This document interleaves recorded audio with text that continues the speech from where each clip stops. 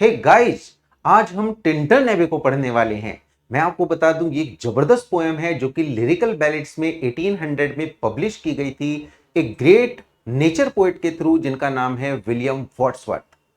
Basically अगर हम देखें इसकी बैकग्राउंड को, तो यहां पे गाइस ये जो टिंटन एबे है, ये जो टिंटन एबे है, बेसिकली एबे क्या होता है? एबे एक मोनेस्ट्री टाइप होता है, मठ होता है, और ये बेसिकली किस में है? क्रिश्चियनिटी में।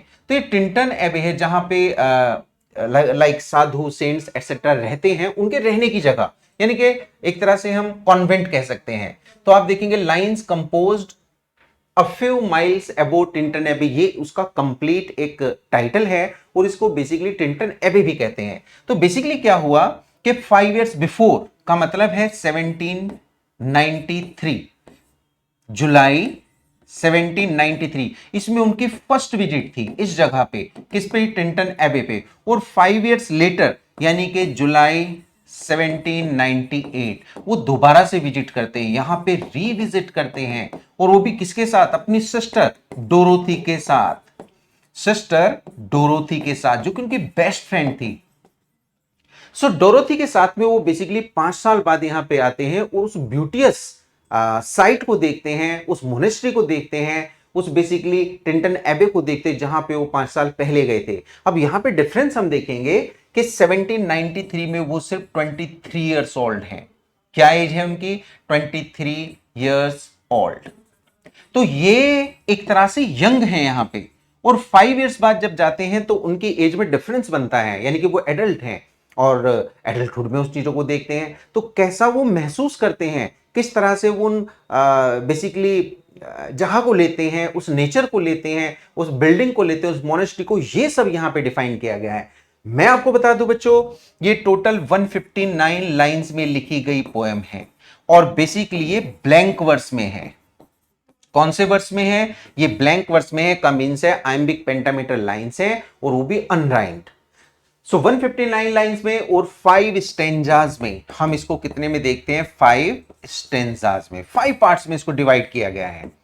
तो 5 स्टेंजाज की बजाय हम यहां पे पार्ट्स कहेंगे, पार्ट्स में इसको डिवाइड किया है 150 लाइंस को। और सबसे बड़ी बात यह है कि इस पोएम को वर्ड्सवर्थ कहते हैं कि no other poem has been composed under such circumstances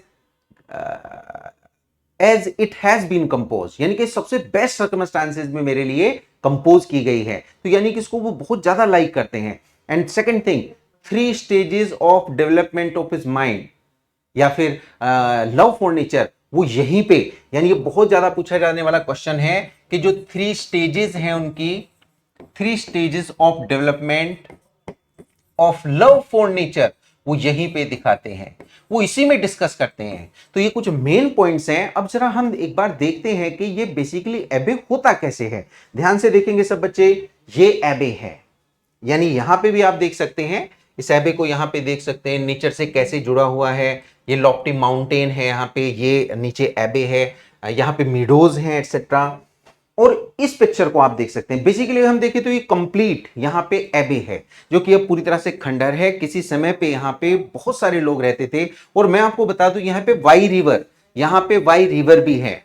river कौन सी है यहां पे? वाई रिवर, जिसका उन्होंने काफी सारा जिक्र किया है इस जगह पे। आगे जरा बढ़ते हैं और देखते हैं, यहां से स्टार्टिंग होती है। तो इस ब्लैंक वर्स की 159 लाइंस की स्टार्टिंग होती है इस जगह से।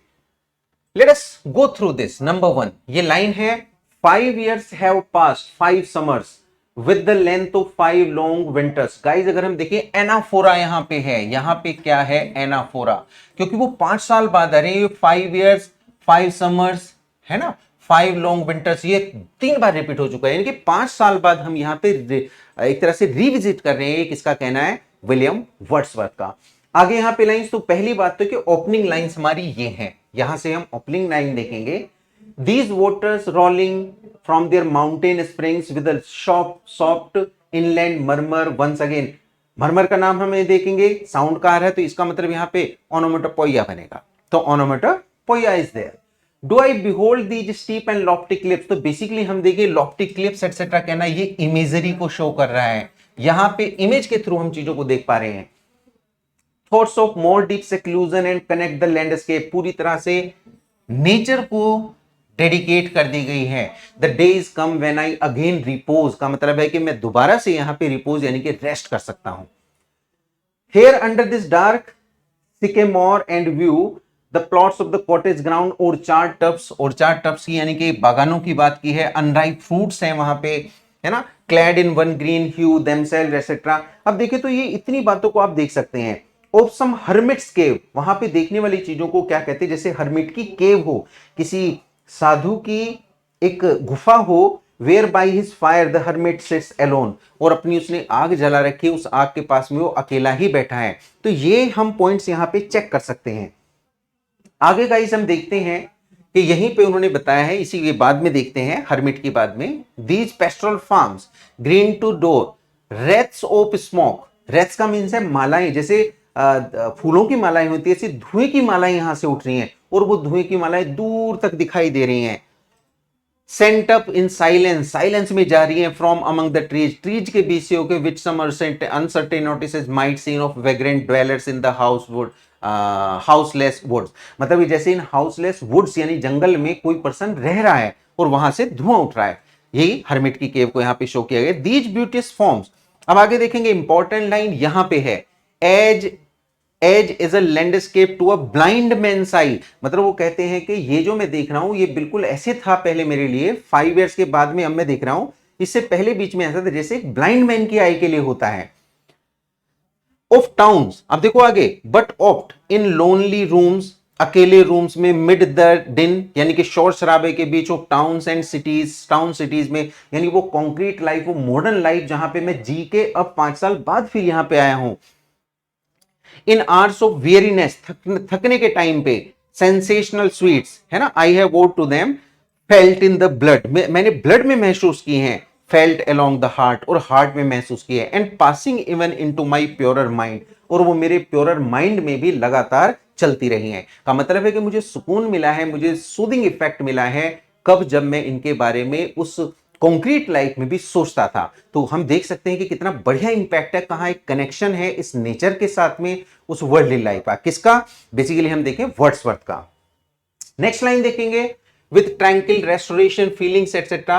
अब आगे देख सकते हैं, ये भी इंपॉर्टेंट है, in which the heavy and weary weight, heavy and weary weight, weary weight का मीन्स है थका हुआ, हमारी बॉडी का भी हमारे ऊपर, of all this unintelligible world, यानी कि जो अनइंटेलिजिबल यानी मिस्टीरियस वर्ल्ड है जिसको समझना बड़ा मुश्किल है, उसका बोझ मेरे ऊपर है और मैं उसे लिए घूम रहा हूं। इज लाइटेंड, वो हल्का हो जाता है जब मैं यहां पे देखता हूं या इसको महसूस करता हूं। That serene and blessed mood in which the affections gently lead us until the breath of the corporeal frame. आगे देखते हैं, ये बहुत इंपॉर्टेंट, अगर मैं कहूंगा सबसे इंपॉर्टेंट लाइन तो गाइज यही है, we are laid asleep in body, हम बॉडी में सोए हुए हैं, and become in living soul, और लिविंग सोल बन जाते हैं, while with an eye made quiet by the power of harmony, जब हार्मनी की पावर हमारे पास आती है, and the deep power of joy we see into the life of things, जब हम ये डीप पावर जॉय की या फिर नेचर की अपनी लाइफ में देखते हैं। तो इस लाइन को बहुत ध्यान रखना है, we are laid asleep in body. आगे हम देखते हैं, बहुत इंपॉर्टेंट लाइन अगेन यहां पे है, in darkness and एमिड the many shapes, यानी कि डार्कनेस में और बहुत सारी शेप्स में, ऑफ जॉयलेस डे लाइट, जो दिन की जॉयलेस डे लाइट होती है, unprofitable and the fever of the world, यानी कि जो अनप्रॉफिटेबल है, फीवर है एक तरह से वर्ल्ड का, जो मतलब हमें थका देता है, हमें हमारे सुकून को छीन लेता है, उस वाले की बात करें। How oft in spirit have I turn to thee of sylvan Wye, मैं इस सिल्वियन वाई की तरफ बढ़ा हूं, दो वॉन्डरर थ्रू द वुड्स, जो कि कहां से कहां को जाती है, वुड से, जंगल से होके जाती है। आगे आप इसमें इंपॉर्टेंट लाइन देख सकते हैं, that in this moment there is life and food, का मतलब है कि इस मोमेंट में मेरे लिए लाइफ एंड फूड यही है फॉर फ्यूचर ईयर्स, आने वाली, यानी आज जो मैं इस नेचर से इकट्ठा कर रहा हूं, ये मेरे लिए फ्यूचर में फूड का, मेरी जिंदगी का काम करेगा, मेरे लिए लाइफ का काम करेगा। And so I dare to hope, और यही मेरी एक होप है, यानी मैं ऐसी आशा करता हूं। दो चेंज्ड, नो डाउट, बदल जाएगी या मैं बदल गया हूं, no doubt, from what I was when first, यानी कि जब मैं पहली बार यहां पे आया था, यानी कि 5 साल पहले जब वो आए थे, सिर्फ 23 साल के थे, तब वो यंग थे, तो उन्होंने अलग तरह से इसको देखा था, लेकिन अब उसे देखने का उनका नजरिया चेंज हो चुका है, क्योंकि उनकी एज बढ़ गई है। आगे बोलते I came among these hills when like a roe का मीन से जैसे हिरन का बच्चा होता है, बाउंडेड ओवर द माउंटेन्स। अब वो कहते हैं आई कैन नॉट पेंट, मैं बता नहीं सकता, वोट देन आई वॉज, मैं उस समय क्या था, the sounding cataract haunted me like a passion, मतलब जो यहां से झरना बह रहा है उसने मुझे कैसे हॉन्ट किया, जैसे पैशन करती है। The tall rock, the mountain and the deep and gloomy would, का मतलब है डीप और ग्लूमी वुड, इन सब ने मुझे हॉन्ट किया है। And all its aching joys, देखो एकिंग जॉयज में हम देखें यानी कि एकिंग जॉयज यहां पे कहीं ना कहीं ऑक्सीमोरन बना रही है, यानी कि एकिंग जॉयज कभी हो ही नहीं सकती, जो खुशी है तो वो दर्द भरी कैसी, आर नाउ नो मोर, अब नहीं है। And all its dizzy raptures, का मतलब है कि इतनी अच्छी इमेजरी हमको यहाँ पे प्रोवाइड कर रहे हैं। ऑफ थॉटलेस यूथ, यानी कि ऐसी यूथ जिसमें हम सोचते ही नहीं थे, but hearing of time often times the still sad music of humanity, बहुत इंपॉर्टेंट है again, the still sad music of humanity, मतलब वो सैड म्यूजिक ह्यूमैनिटी का, नोर हार्स नोर ग्रेटिंग, मतलब अब हार्स नहीं है और ग्रेट नहीं कर रहा है, though of the ample power to chasten the and subdue, मतलब उसको सूद करने के लिए, उसको काम डाउन करने के लिए अभी भी उसमें एम्पल पावर है। आगे हम लाइंस देखेंगे, therefore am I still a lover of the meadows, again important line, यानी ये वो लाइंस हैं जो आपके एग्जाम में चाहे वो डीएसएसबी है, यूपी वाला है या अदर्स हैं, उन सब में 100% पूछी जा सकती हैं। Therefore am I still a lover of the meadows and the woods and mountains and of all that we behold, मतलब जो हमारे पास सब कुछ है, हम देख सकते हैं, महसूस कर सकते हैं, उन सब का ही मैं लवर हूं। फिर यहां पे देखते हैं, ये अगेन लाइन आती है, the anchor of my purest thoughts, बहुत पूछा जाने वाला इंपॉर्टेंट है। यानी एंकर का मतलब है, एंकर बेसिकली होता है जहाज को रोकने के लिए, वो जो होता है ना एक लंगर टाइप, हम उसे फेंक देते हैं और हमारा जहाज वहीं पे रुक जाता है, तो वो नेचर हमारे लिए है। The anchor of purest thoughts, the nurse, nurse भी है, गाइड भी है, गार्जियन भी है, हार्ट का, सोल का, और मेरे पूरे मोरल बीइंग का। मीन्स क्या है बच्चों, ये नेचर को कह रहे हैं। आगे हम देखते हैं, and in thy voice I catch the language of my former heart, मतलब दाई का मीन्स यहाँ पे किससे, क्योंकि वो खुद महसूस नहीं कर पा रहे हैं, लेकिन वो चीज वो किस में देख रहे हैं, अपनी सिस्टर में, तो सिस्टर की थॉट्स के थ्रू, यानी कि जैसे वो उसको परसीव कर रही है, वहां की चीजों को ले रही है, नेचर को देख रही है, जिस तरह से उसकी आंखें खुली हुई हैं, जिस तरह से वो वंडर महसूस कर रही है, उसके थ्रू वो क्या कहते हैं, in thy voice I catch the language of my former heart, जैसे मैं पहले था वैसा मैं महसूस कर रहा हूं।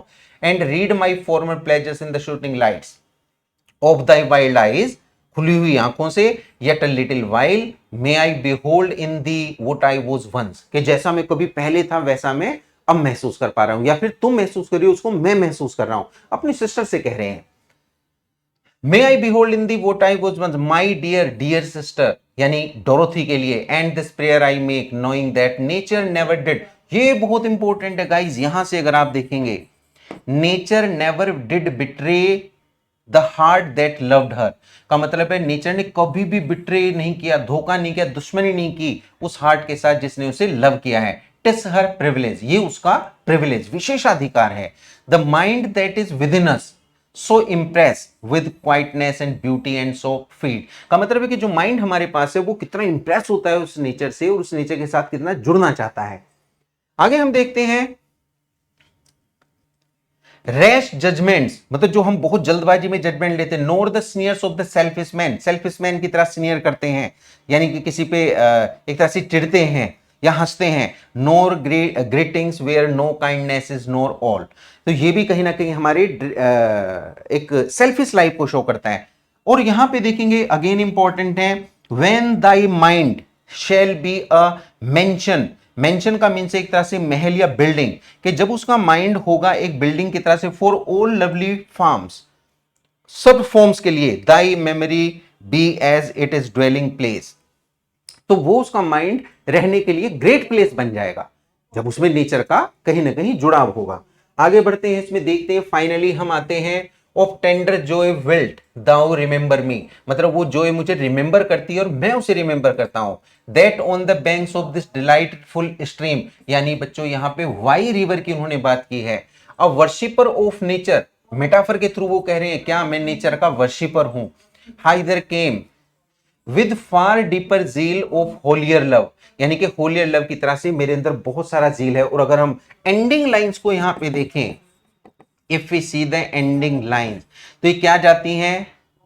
That after many wanderings, many years of absence, these steep woods and lofty cliffs, जो इन्होंने शुरू में बताई थी मिजरी के through, and this green pastoral landscape were to me more dear both for themselves and for thy sake। का मतलब है कि वो सारी की सारी चीजें ज्यादा डियर और ज्यादा लाइकेबल रह चुकी हैं। तो ये गाइस हमारा एक ब्रीफ, हम कहें तो एक एनालिसिस था इस पोएम का, टिंटन एबे का, जो कि बहुत ही फेमस है और बहुत ही इंपॉर्टेंट है। तो ब्लैंक वर्स की 159 लाइंस ये हमारी टिंटन एबे में ऑब्वियसली आपको पसंद आई होंगी। तो गाइस इसको शेयर करें, सब्सक्राइब करें और इसको लाइक करें। Thank you so much.